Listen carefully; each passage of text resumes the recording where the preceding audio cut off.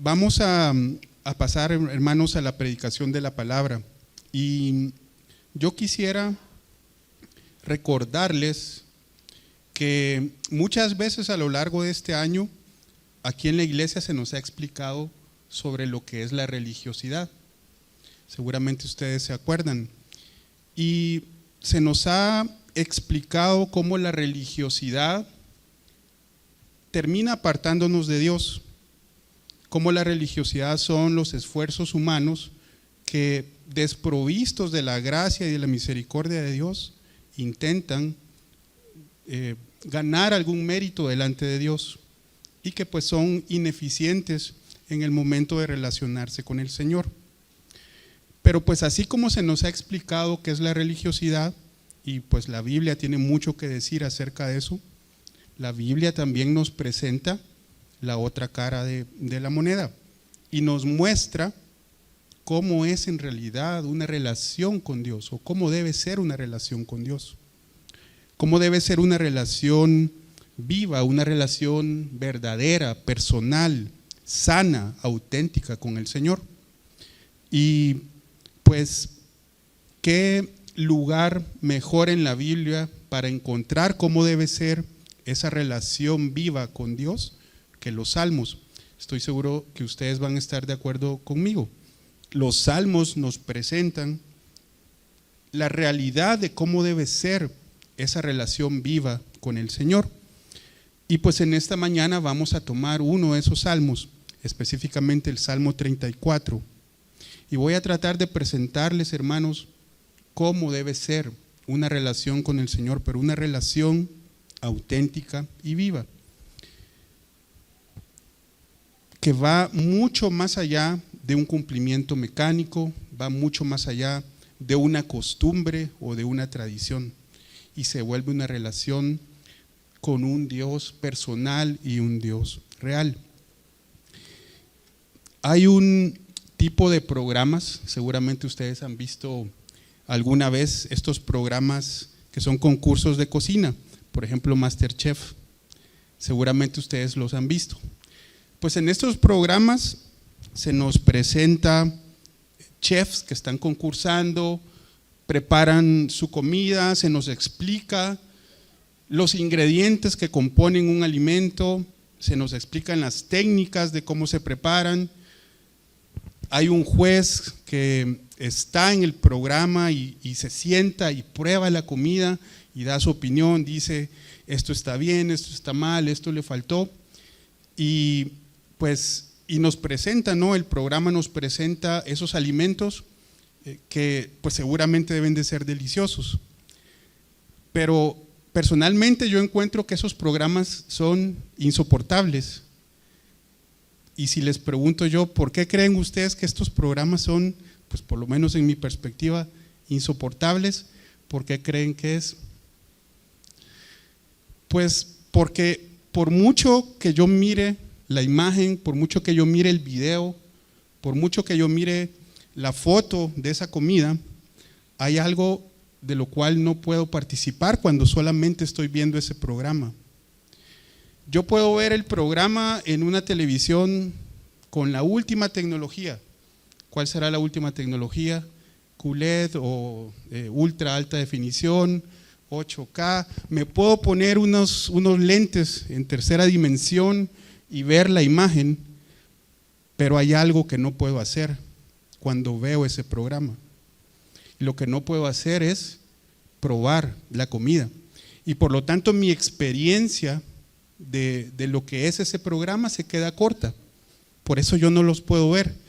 Los veo, pero la verdad es que es un sufrimiento ver esa comida y no poder tomarla y no poder participar de ella. Y la razón por la que les estoy explicando esto, hermanos, es porque yo me pregunto si a veces no nos hemos quedado con el Señor de esta forma. Y hablamos de Dios, sabemos algunas cosas de Él, conocemos algunos datos del Señor, venimos quizás a una reunión, a un servicio, pero hace falta esa experiencia personal y esa experiencia real. Y el Salmo 34 nos va a exhortar a no quedarnos como un espectador de un programa de estos, solamente viendo, pero nunca saboreando, nunca llegando a participar completamente de lo que eso significa.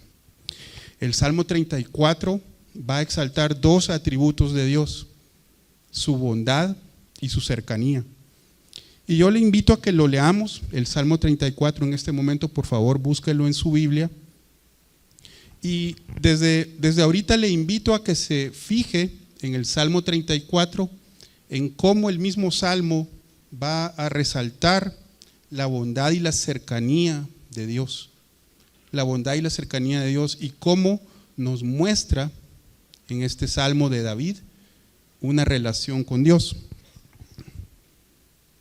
El Salmo 34 dice así: bendeciré al Señor en todo tiempo, continuamente estará su alabanza en mi boca. En el Señor se gloriará mi alma, lo oirán los humildes y se regocijarán. Engrandeced al Señor conmigo y exaltemos a una su nombre. Busqué al Señor y Él me respondió y me libró de todos mis temores. Los que a Él miraron fueron iluminados, sus rostros jamás serán avergonzados. Este pobre clamó y el Señor le oyó y lo salvó de todas sus angustias. El ángel del Señor acampa alrededor de los que le temen y los rescata. Probad y ved que el Señor es bueno. Cuán bienaventurado es el hombre que en Él se refugia. Temed al Señor vosotros sus santos, pues nada les falta a aquellos que le temen. Los leoncillos pasan necesidad y tienen hambre, mas los que buscan al Señor no carecerán de bien alguno. Venid, hijos, escuchadme, os enseñaré el temor del Señor. ¿Quién es el hombre que desea vida y quiere muchos días para ver el bien? Guarda tu lengua del mal y tus labios de hablar engaño.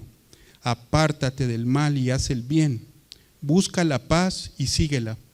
Los ojos del Señor están sobre los justos y sus oídos atentos a su clamor. El rostro del Señor está contra los que hacen mal, para cortar de la tierra su memoria. Claman los justos y el Señor los oye y los libra de todas sus angustias. Cercano está el Señor a los quebrantados de corazón y salva a los abatidos de espíritu. Muchas son las aflicciones del justo, pero de todas ellas lo libra el Señor. Él guarda todos sus huesos, ni uno de ellos es quebrantado. La maldad dará muerte al impío, y los que aborrecen al justo serán condenados. El Señor redime el alma de sus siervos, y no será condenado ninguno de los que en Él se refugian. Pues aquí, hermanos, vemos lo que comentábamos. Vemos a David, quien escribió este salmo en una temporada, en una época y en una situación muy difícil para él. Dios le había dado el reino a David, siendo todavía Saúl el rey de Israel, pero Saúl había quedado descalificado y Dios le da el reino a David y es ungido por el profeta Samuel. Pero cuando Saúl se da cuenta, comienza a perseguirlo, comienza a tratar de asesinar a David, y David tiene que huir. Y pues en esa huida él escribe varios de los salmos, están escritos durante esa época, durante ese periodo de la vida de David. Y es tan llamativo saber que en una situación tan difícil como la que él estaba pasando, escribe un salmo como este. Yo estoy seguro, hermanos, que ustedes notaron cómo el salmo está impregnado de la realidad de su relación con el Señor. Él no estaba hablando algo que no supiera, él no estaba hablando cosas teóricas. Él sabía, él era un testigo de la bondad del Señor. Cosas que él había visto y oído, él las está plasmando en este salmo y las está compartiendo con nosotros el día de hoy. Él había experimentado desde el primer versículo y en carne propia la realidad de la salvación del Señor, y por eso desde el mismo momento que él comienza el salmo, notamos cómo hay una determinación en él, hay una firmeza de propósito de decir continuamente bendeciré al Señor, o bendeciré al Señor en todo tiempo, perdón. Bendeciré al Señor en todo tiempo, continuamente estará su alabanza en mi boca. Y vemos cómo hay una decisión en su vida a partir de lo que él ha experimentado, que lo lleva a esa alabanza sincera y de corazón, que es un fruto del reconocimiento de la bondad de Dios en su vida. Y no hay una queja en él, a pesar de las situaciones que estaba pasando, sino que hay una alabanza continua en su boca. Y no solo eso, sino que él también exhorta a otros a comprobar por sí mismos lo que significa la bondad de Dios. Por eso él dice: engrandeced al Señor conmigo y exaltemos aún a su nombre, porque él está invitando a todos los que lo escuchan a participar de esa misma bendición. Durante la pandemia nos hemos acostumbrado a que cuando oímos la palabra contagioso, pues la palabra contagioso lo asociamos a algo negativo, pues lo asociamos a la enfermedad, lo asociamos al virus. Y si nos vamos al aspecto espiritual, cuando decimos la palabra contagioso, pues podemos pensar en cuestiones tales como la murmuración, por ejemplo, que la murmuración o la queja son contagiosas. Pero aquí David también nos muestra que también las cosas buenas pueden ser contagiosas, porque él está diciendo que su alabanza y su gloriarse en el Señor va a hacer que otros lo escuchen y se gocen. Y hermanos, yo de verdad le pido al Señor, para mi vida y para la vida de ustedes, que nuestra alabanza sincera de corazón, que nuestra alabanza en espíritu y en verdad lleve también a otros a regocijarse en el Señor, que seamos testigos de la bondad del Señor y que nuestra alabanza que esté en nuestra boca y en nuestra vida lleve a otros a poner su confianza en el Señor, tal como ocurrió con David. Y fíjense qué curiosa la expresión que él usa, porque él dice: en el Señor se gloriará mi alma. ¿Y qué significa eso de gloriarse? ¿Qué significa eso de gloriarse? Pues gloriarse es regocijarse en aquello que consideramos que nos da más valor o satisfacción. Y lo repito, gloriarse es regocijarse en aquello que consideramos nos da mayor valor y satisfacción. Y es una palabra usada muchas veces en la Biblia. Por ejemplo, el profeta Jeremías usó esa palabra, gloriarse. Y en el capítulo 9, versículo 23, nos dice el profeta Jeremías: así dice el Señor, no se gloríe el sabio de su sabiduría, ni se gloríe el poderoso de su poder, ni el rico se gloríe de su riqueza, mas el que se gloríe, gloríese de esto, de que me entiende y me conoce, pues yo soy el Señor que hago misericordia, derecho y justicia en la tierra, porque en estas cosas me complazco, declara el Señor. Y hermanos, en este pasaje del profeta Jeremías nos resume de una forma tan concisa todas las razones de la vanagloria del ser humano, porque ahí nos habla y le dice: no se gloríe el sabio en su sabiduría, o el poderoso en su poder, o el rico en su riqueza. Y esas tres cosas, hermanos, resumen la vanagloria del mundo. Y el llamado que le está haciendo el profeta Jeremías es a que no nos gloriemos en ninguna de esas cosas.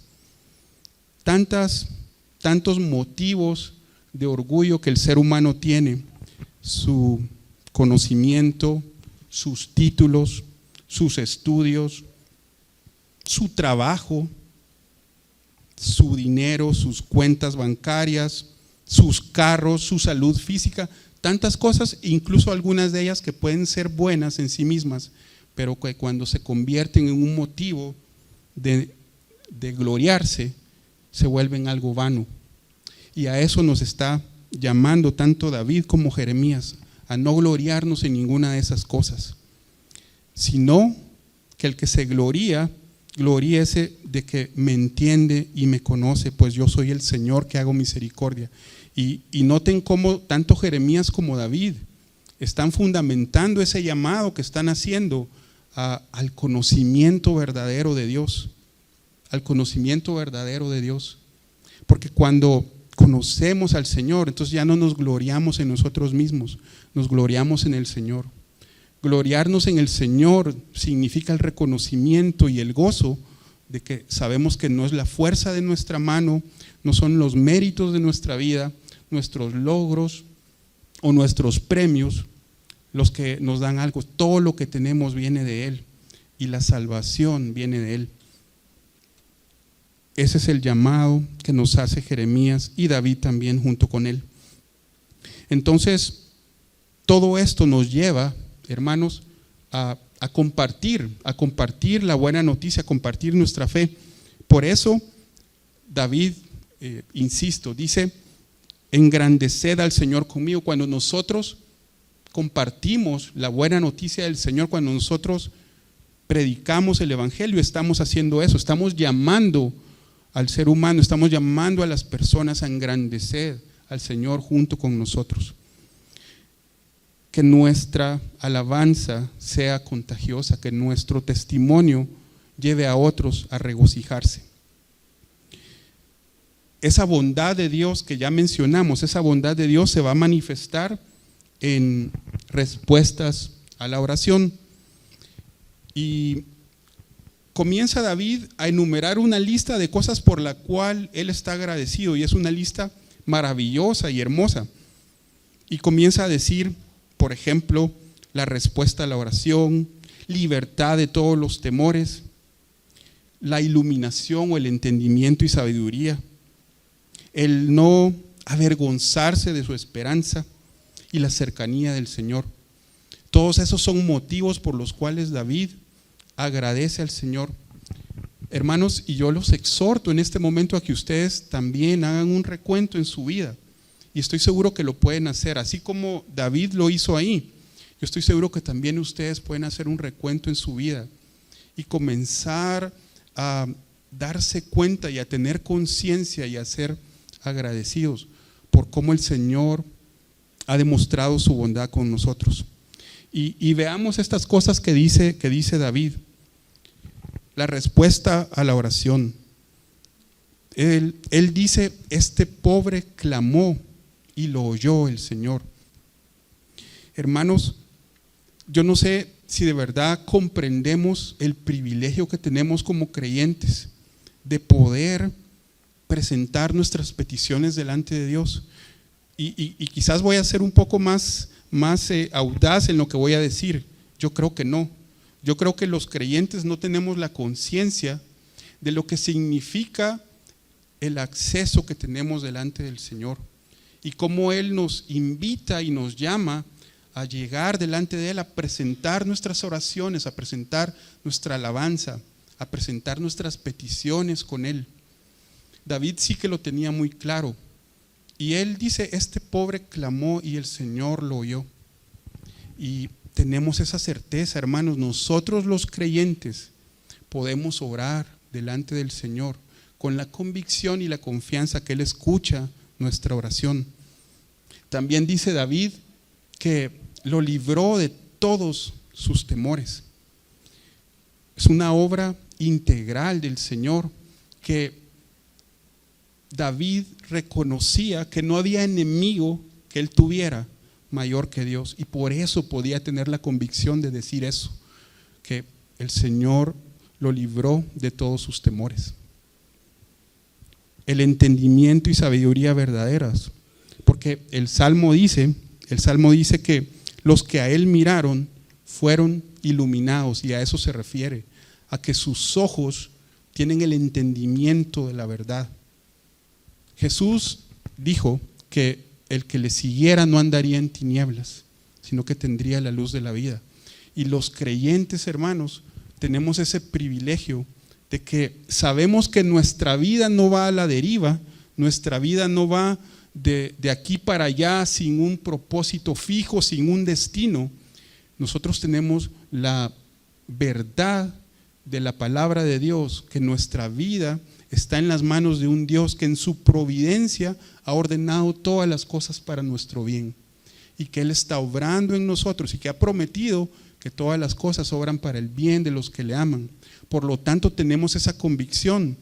No somos como las personas del mundo que no tienen esa esperanza y que piensan que quizás el destino, la suerte, el karma, o como ustedes lo quieran llamar, rigen su vida. Nosotros tenemos el entendimiento de saber que nuestra vida está en sus manos, que hay un propósito que Dios está cumpliendo en nosotros.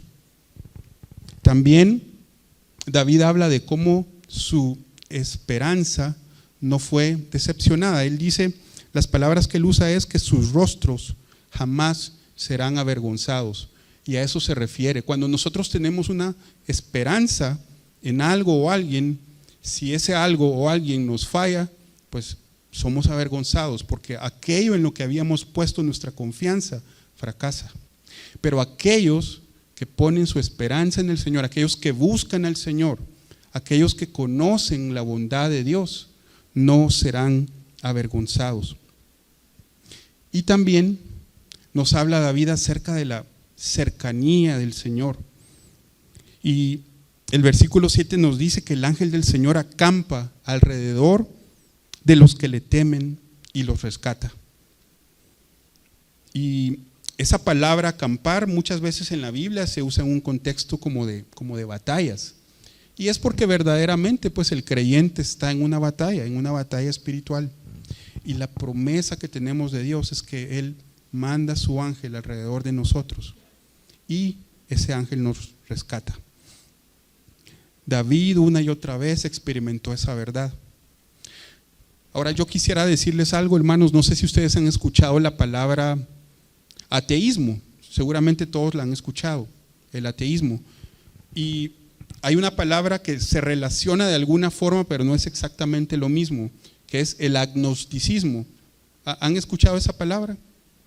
El agnóstico es el que dice que pues no es posible saber si Dios existe o no, y que por lo tanto, pues porque no sabe si Dios existe y no tiene esa seguridad, pues sencillamente vive su vida como si Dios no existiera. ¿Por qué menciono yo esta palabra? Porque saben lo que pasa. Nosotros los cristianos, pues por definición sí creemos en el Señor, creemos en Él, pero a veces en la práctica nuestra vida vivimos como agnósticos. ¿Por qué? Porque vivimos nuestra vida sin recurrir a Él. Tenemos una situación, tenemos un problema y pensamos en muchas formas de solucionarlas, pero no en Él. Tenemos una batalla, tenemos una lucha y no es Él el primero al que clamamos para ser rescatados, para ser librados. David aquí lo que nos está mostrando es cómo él tenía al Señor presente y en primer lugar, ante todas sus dificultades y ante cualquier situación, clamaba a Él. Igualmente estamos llamados nosotros a hacerlo. David también nos exhorta a comprobar por sí mismo esa bondad de Dios. Y por eso el versículo 8 contiene esta exhortación y nos dice: probad y ved que el Señor es bueno. Cuán bienaventurado es el hombre que en Él se refugia. Y yo les quiero preguntar, hermanos, el Señor y todas las cosas de Dios, el congregarnos, el leer su palabra, el discipularnos, son cosas que hacemos con un corazón sincero y un corazón anhelante y un corazón hambriento de conocer más de Él. ¿O son cosas que hacemos solamente por costumbre, tradición o peor aún por obligación? Se los digo porque la relación con el Señor en realidad no se trata de considerar que todas las cosas de Él son como cargas pesadas que nos han puesto encima y que a regañadientes las tenemos que hacer. la relación con Dios es una relación viva, una relación en la cual nos gozamos de poder estar con el Señor. Y si bien es cierto que nosotros podemos pasar por momentos de sequedad, y eso es así, y todos nosotros pasamos por momentos en los que es más difícil y tenemos problemas y nos sentimos quizás más alejados o más resecos espiritualmente, pero la tendencia de nuestra vida es hacia Dios, hacia desear más de Él. Si la constante en nuestra vida es a ver las cosas del Señor como una imposición, como una carga, entonces yo creo que sí es válido que nos hagamos la pregunta si de verdad hemos conocido su bondad, si de verdad hemos experimentado su bondad. Porque así como nos lo muestra David aquí, él se gozaba en el Señor, se regocijaba, se gloriaba en Él. Hermano, hermana, ¿usted alguna vez ha ido a un restaurante? Se sentó en el restaurante, pidió el menú, comenzó a ver las opciones que habían en el menú, miró las fotos y le preguntó al mesero de qué está hecho esto, y preguntó aquí, preguntó allá, y vio las fotos solo para al final decirle al mesero: ¿sabe qué? Las fotos de la comida están buenísimas, muchas gracias, ya me voy. ¿Ustedes alguna vez han llegado a un restaurante y han hecho eso? No. Ustedes cuando llegan a un restaurante y piden el menú, ordenan un plato y después lo saborean.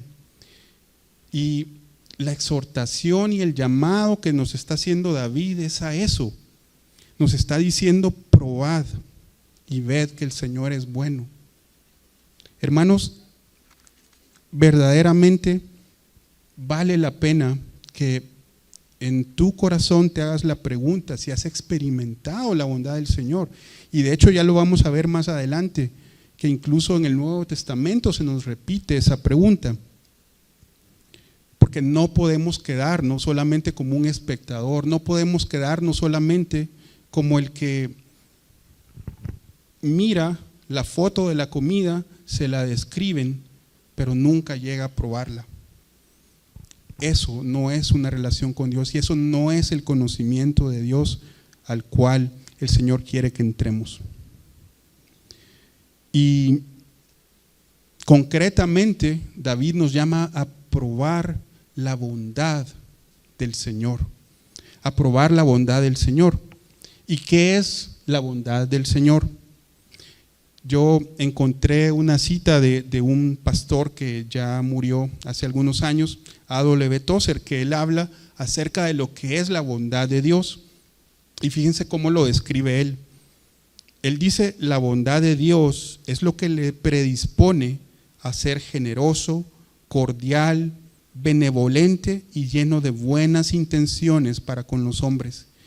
Él es tierno de corazón y rápido para identificarse con nosotros, y su actitud constante hacia todos los seres morales es abierta, franca y amistosa. Por su propia naturaleza, Él está inclinado a conceder bendición y siente un santo placer en la felicidad de su pueblo. Y pues el Señor, por medio de este hombre, nos da una descripción, creo yo, bastante concisa y muy buena de lo que es su bondad. Y lo maravilloso, hermanos, es que la bondad de Dios es comprobable. La bondad de Dios es comprobable, se puede probar, se puede experimentar. Y la consecuencia de comprobar y de probar su bondad es que nos refugiemos en Él. Por eso dice que cuán bienaventurado es el hombre que en Él se refugia. Porque cuando comprobamos la bondad de Dios, somos atraídos a refugiarnos en Él, a encontrar nuestro refugio en el Señor. Ahora bien, el Salmo también nos habla de cómo debe vivir aquel que experimenta la bondad de Dios. Cómo debe vivir aquel que ha comprobado, aquel que sabe que Dios es bueno. Y aquí nos vamos a ir al versículo 12, que nos dice: ¿quién es el hombre que desea vida y quiere muchos días para ver el bien? Guarda tu lengua del mal y tus labios de hablar engaño. Apártate del mal y haz el bien. Busca la paz y síguela. Entonces, David nos ha exhortado a que nuestra alabanza sea contagiosa. Nos ha exhortado a que comprobemos de primera mano lo que significa la bondad de Dios, pero ahora nos exhorta también a vivir de una forma consecuente con aquellos que han probado la bondad del Señor, porque el buscar al Señor y apartarse del mal vienen de la mano. Así que no podemos decir, bueno, yo busco al Señor y Él me bendice, pero puedo seguir viviendo como yo quiera. No. Aquel que busca del Señor, aquel que comprueba su bondad, también está llamado a apartarse del mal, como lo dice aquí el salmista. Y el salmo se refiere a aquellos que son de Él como sus santos. ¿Notaron eso? Nos dice el Señor que los santos del Señor deben vivir apartados del mal, aquellos que han sido apartados para Él. El que es temeroso de Dios también debe estar abierto a la corrección, porque miren en el versículo 11 dice: venid hijos, escuchadme y os enseñaré el temor de Dios. Entonces aquel que comprueba la bondad de Dios está abierto a aprender, está abierto a ser enseñado, a aprender más del camino del Señor. Así que, hermanos, el vivir y comprobar la bondad de Dios también debe tener un efecto en nuestro corazón. Y repito, el buscar de la bondad de Dios y el apartarse del mal van de la mano. Si yo digo que he probado la bondad de Dios, pero sigo viviendo de una forma neciamente, sin arrepentimiento en mi pecado, entonces estoy negando que he comprobado la bondad de Dios. No nos podemos engañar a nosotros mismos y pensar que podemos hacerlo así. Y yendo un poco más a lo concreto, fíjense lo que nos dice David. Y nos habla, y me voy a detener un poquito ahí, nos habla de ciertos pecados de la lengua. En el versículo 18 dice, en el versículo 13 nos dice: guarda tu lengua del mal y tus labios de hablar el engaño. Los pecados de la lengua, hermanos, el Nuevo Testamento nos habla también acerca de los pecados de la lengua. ¿Y cuáles son esos pecados de la lengua? Voy a decir algunos, estoy seguro que pueden haber muchos más. La murmuración, los chismes, la maldición refiriéndose a las palabras altisonantes que pueden salir de nuestra boca, ya sea dirigidas a otra persona o dirigidas al aire, pero todo eso también es tener maldición en nuestra boca. La difamación, hablar falsamente en contra de una persona. Esos son algunos de los pecados de la lengua, y el Nuevo Testamento nos repite la advertencia en contra de los pecados de la lengua. David nos dice que el que desea vida y quiere muchos días para ver el bien debe guardarse de esos pecados. Y ahora nos invita a ver al Señor como cercano. Y si ustedes van al versículo 15, nos dice David: los ojos del Señor están sobre los justos y sus oídos atentos a su clamor. El rostro del Señor está contra los que hacen mal, para cortar de la tierra su memoria. Claman los justos y el Señor los oye y los libra de todas sus angustias. Cercano está el Señor a los quebrantados de corazón. Y aquí me voy a detener también un poco, hermanos. Yo no sé si usted alguna vez ha meditado en lo que significa que el Señor está cerca de nosotros. No sé si lo ha meditado, pero voy a tratar de comunicar de alguna forma lo que significa. Que Dios está cerca de nosotros significa que tenemos acceso a Él.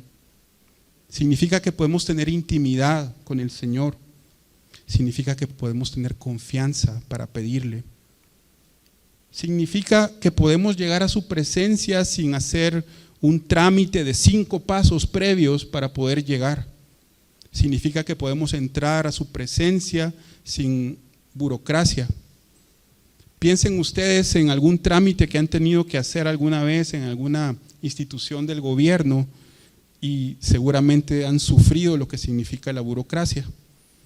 Piensen ustedes en lo que significa quizás haber pedido una audiencia con alguien quizás muy importante y quizás haber sido rechazados y haber recibido la respuesta, no te va a recibir, no tiene tiempo para ti.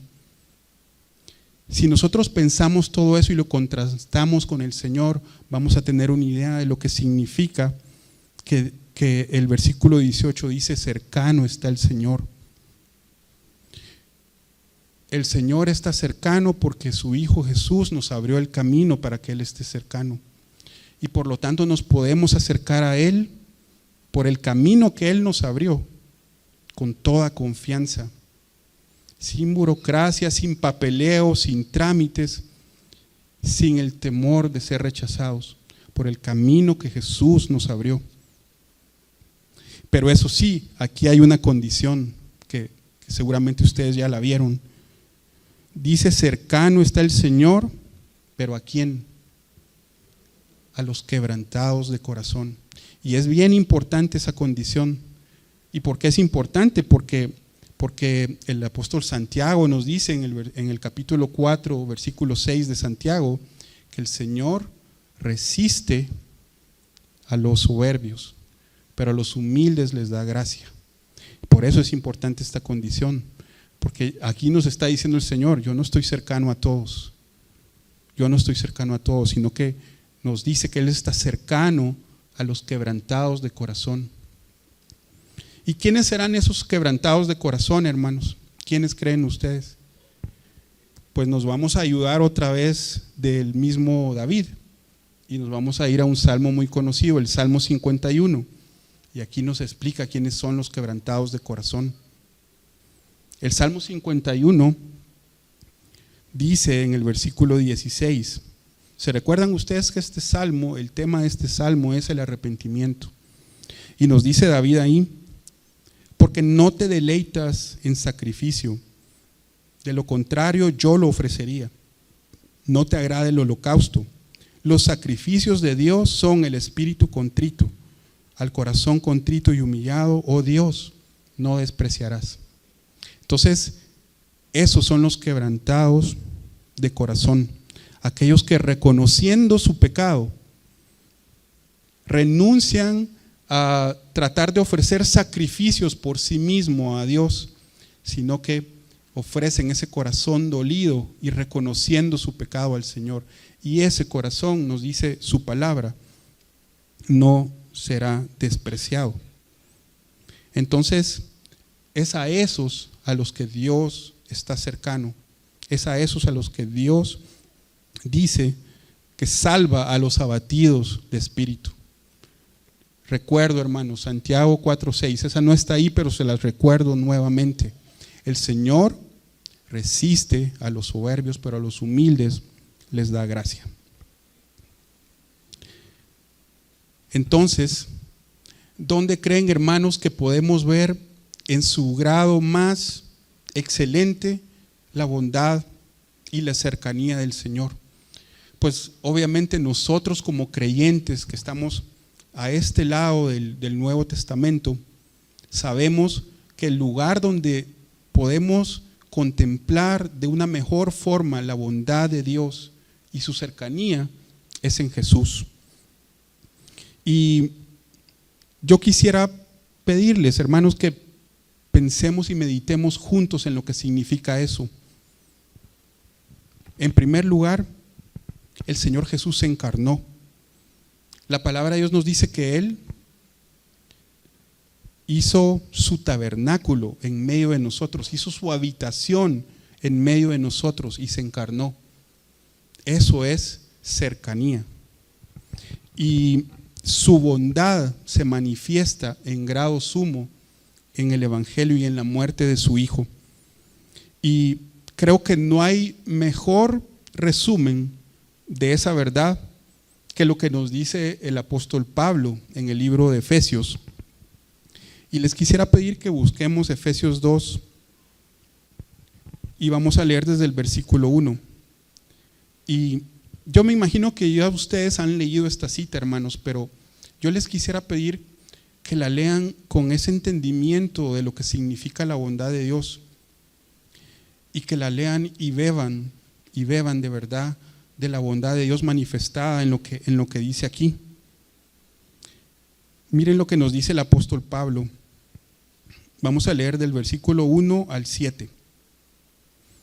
Y Él os dio vida a vosotros, que estabais muertos en vuestros delitos y pecados, en los cuales anduvisteis en otro tiempo según la corriente de este mundo, conforme al príncipe de la potestad del aire, el espíritu que ahora opera en los hijos de desobediencia, entre los cuales también todos nosotros en otro tiempo vivíamos en las pasiones de nuestra carne, satisfaciendo los deseos de la carne y de la mente, y éramos por naturaleza hijos de ira, lo mismo que los demás.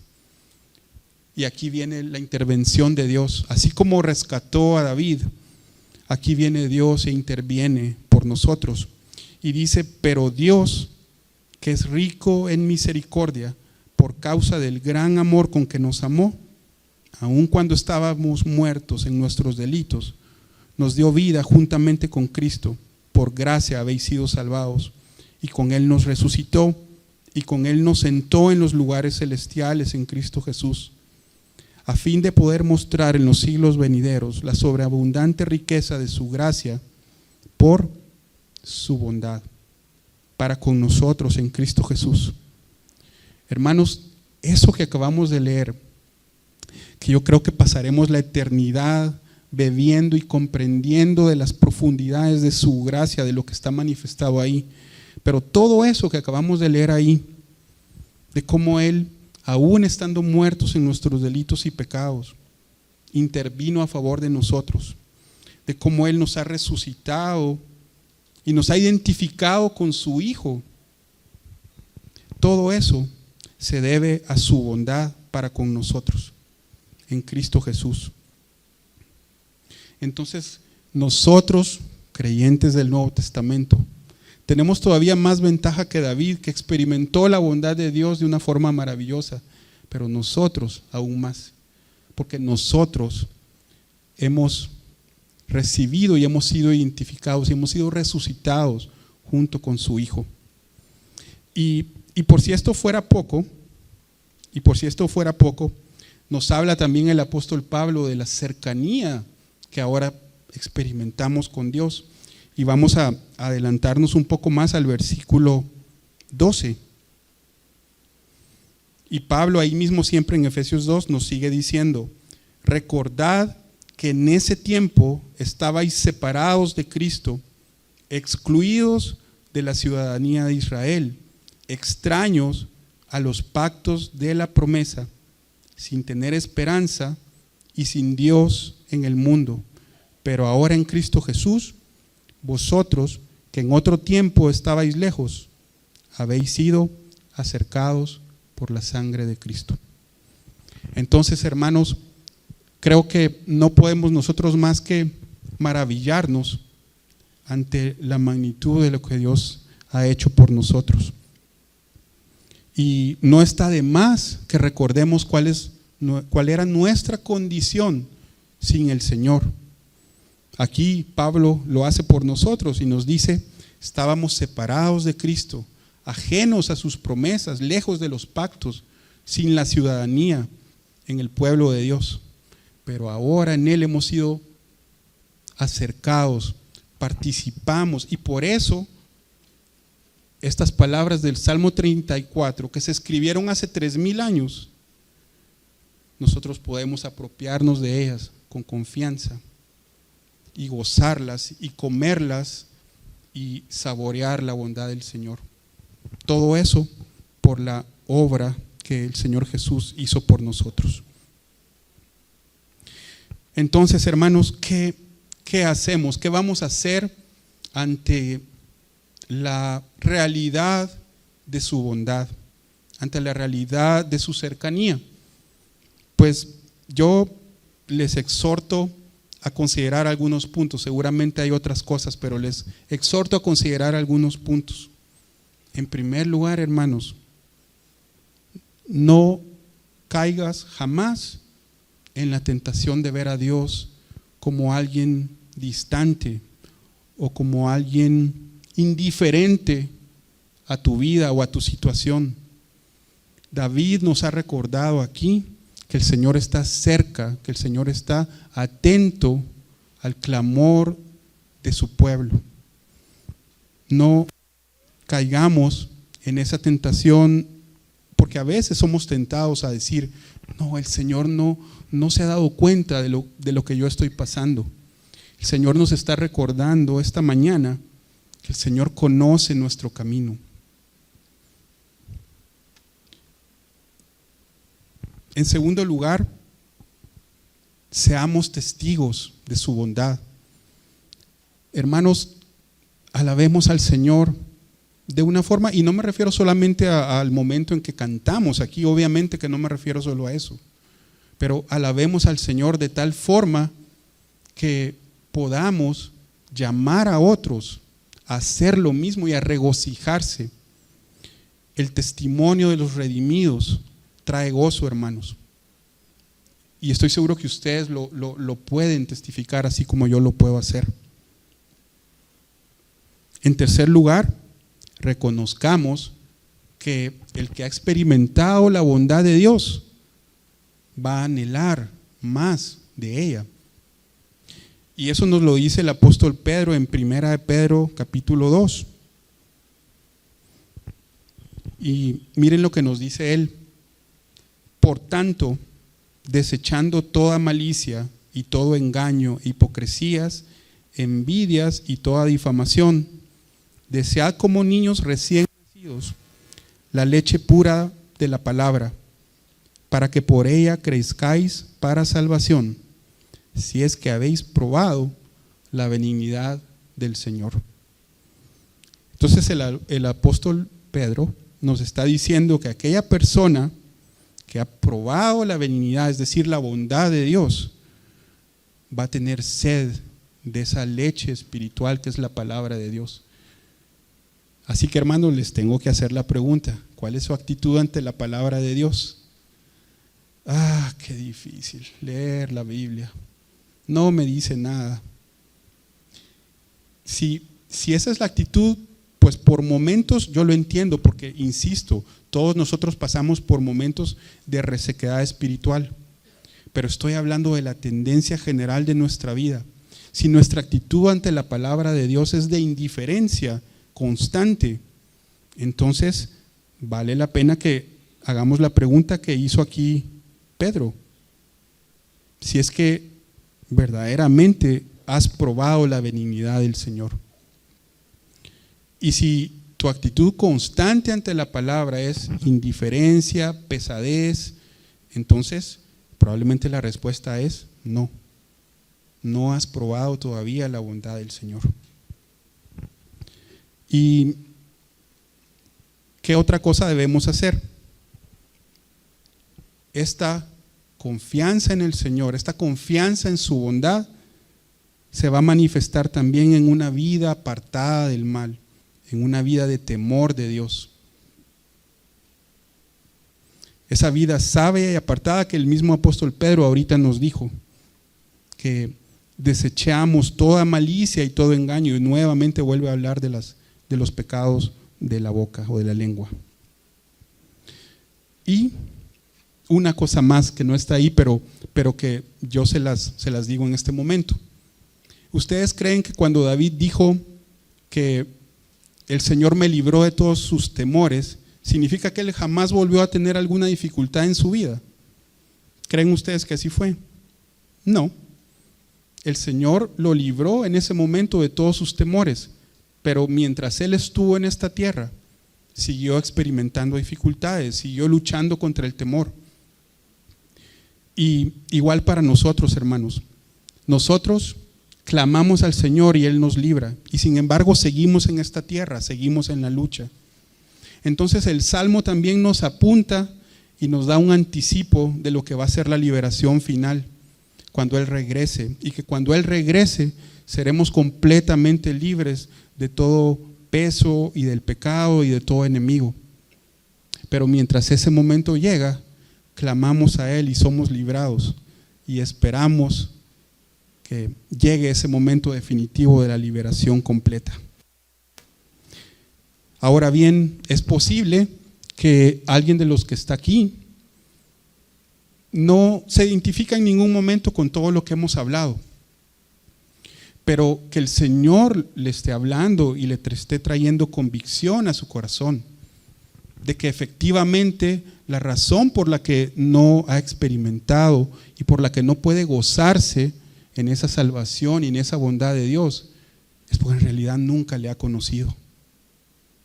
Si eso es así y el Señor trae esa convicción a tu corazón, pues lo que yo te digo en esta mañana es que esa misma redención que David experimentó, esa misma libertad que David experimentó, está disponible para todo aquel que clama al Señor, para todo aquel que llega delante de Él en arrepentimiento, en humildad y pide perdón.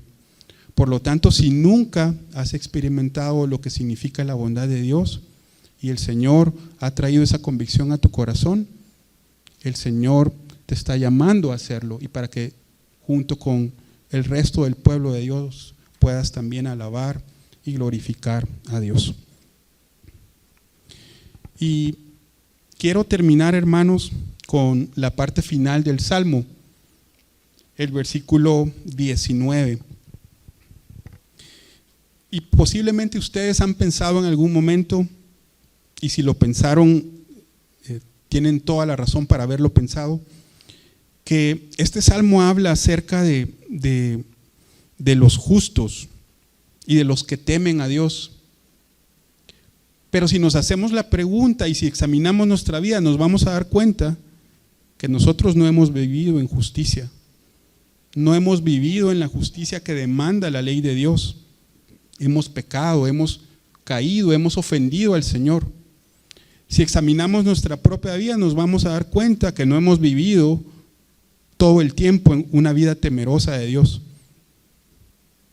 A veces hemos vivido de una forma que no lo toma en cuenta Él, una vida como agnósticos, como decíamos hace un momento, o una vida llena de pecados de la lengua, como también nos lo decía David.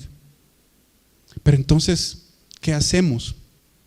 Porque no hemos vivido con la justicia según la ley y no hemos vivido una vida temerosos de Dios.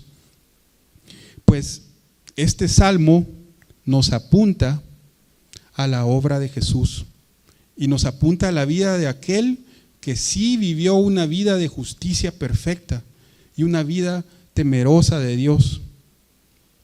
Este salmo nos apunta proféticamente, y aunque fue escrito cientos de años antes de la venida del Señor, ya contenía una indicación o una señal hacia la venida de ese Mesías que iba a venir y que iba a dar su vida por nosotros. Y quizás ustedes notaron esa referencia, pero en el versículo 20, voy a comenzar desde el 19, dice: muchas son las aflicciones del justo, pero de todas ellas lo libra el Señor. Él guarda todos sus huesos, ni uno de ellos es quebrantado. Y el Nuevo Testamento aplica ese versículo al Señor Jesucristo en la cruz. Y en la cruz, ¿se recuerdan ustedes que cuando nuestro Señor fue crucificado, habían dos ladrones, uno a su izquierda y otro a su derecha? Y los romanos tenían la costumbre, para acelerar la muerte de los crucificados, de quebrar sus piernas. Si ellos miraban que todavía no habían muerto, quebraban sus piernas, de tal forma que acelerar el proceso de asfixia, porque ellos ya no podían como hacer fuerzas con sus piernas para incorporarse y tomar aire por la posición en la que estaban. Entonces, los romanos tenían esa costumbre de romper las piernas de aquellos crucificados. Pero miremos lo que dice el Evangelio de Juan, capítulo 19, versículo 32. Fueron pues los soldados y quebraron las piernas del primero, refiriéndose a los ladrones, y también las del otro que había sido crucificado con Jesús. Pero cuando llegaron a Jesús, como vieron que ya estaba muerto, no le quebraron las piernas. Pero uno de los soldados le traspasó el costado con una lanza, y al momento salió sangre y agua. Y el que lo ha visto ha dado testimonio, y su testimonio es verdadero. Y él sabe que dice la verdad, para que vosotros también creáis. Porque esto sucedió para que se cumpliera la escritura: no será quebrado hueso suyo. Entonces, cientos de años antes de la venida del Señor, David proféticamente habla acerca del Mesías y cómo él, al vivir una vida de justicia, iba a ser rescatado de todas sus aflicciones y ninguno de sus huesos iba a ser quebrado. Entonces, hermanos, nosotros podemos gozar esa bondad del Señor por el camino que Él nos abrió. Podemos acercarnos a Él con confianza y con un corazón contrito y humillado. Yo les invito a que en este momento oremos al Señor para que esto que hemos visto en el Salmo 34 traiga un fruto de justicia a nuestra vida.